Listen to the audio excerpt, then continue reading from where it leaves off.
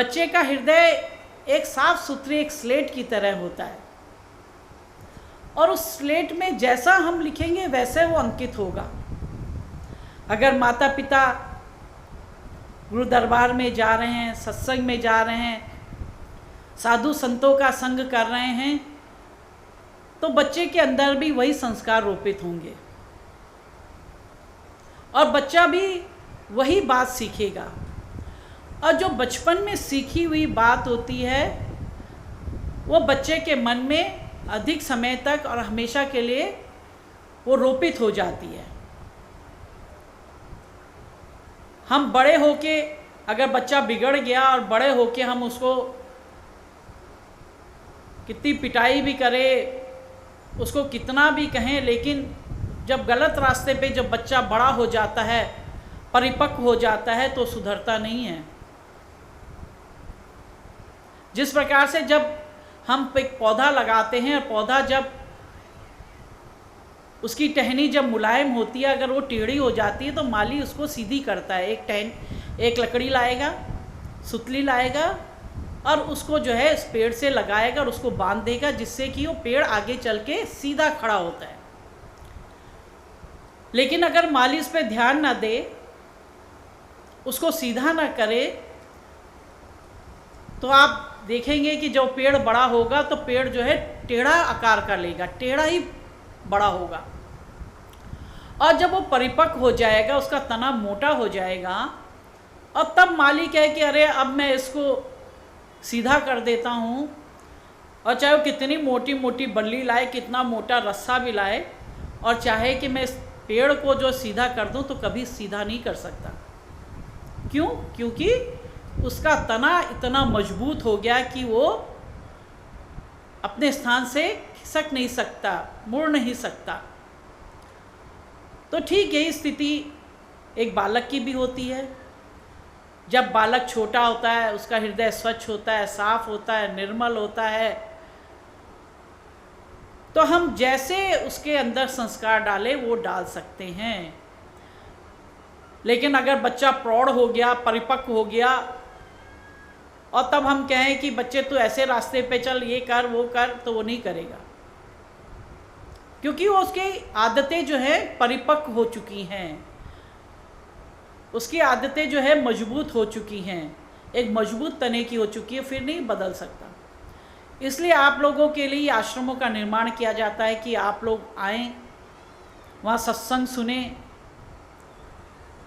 भजन करें, सुमिरन करें, साधु संतों के संग में रहें, तो आपका हृदय भी हमेशा स्वच्छ निर्मल रहेगा और आपके बच्चे का हृदय भी हमेशा स्वच्छ साफ और एक अच्छी दिशा में वो बच्चा आपका चलेगा।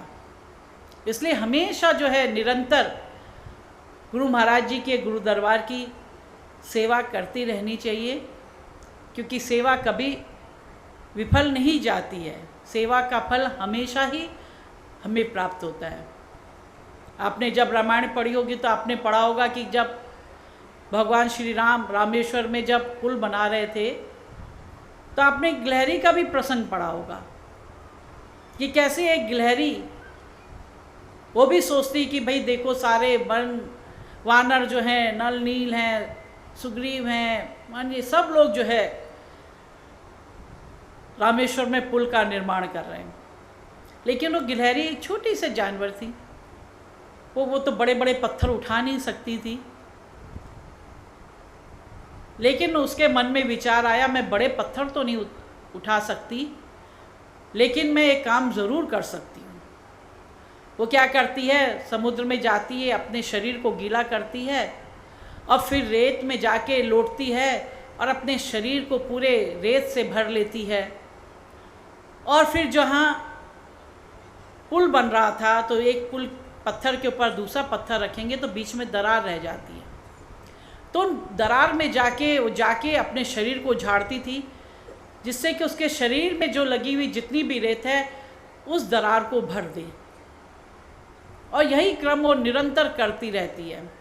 भगवान राम की उस पर दृष्टि पड़ती है, वो देखते एक छोटी सी गिलहरी पानी में जा रही है, शरीर को गीला कर रही है, फिर रेत में लौटती है, रेत को अपने शरीर में भर लेती है और फिर जो है उन पत्थरों की जो दरार बच जाती है, उस दरार में जाके अपने शरीर को झाड़ के उस रेत से उस दरार को भर रही है, तो उनका हृदय बड़ा प्रसन्न होता है कि देखो एक छोटी सी गिलहरी कितनी सेवा कर रही है, छोटे से शरीर से भी कितनी सेवा कर रही है। तो उसे बड़े प्यार से उस गिलहरी को उठाते हैं और गिलहरी से पूछते, तो गिलहरी कहती कि भाई मैं बड़े पत्थर तो नहीं उठा सकती, लेकिन इससे दरारों को तो भर सकती हूँ।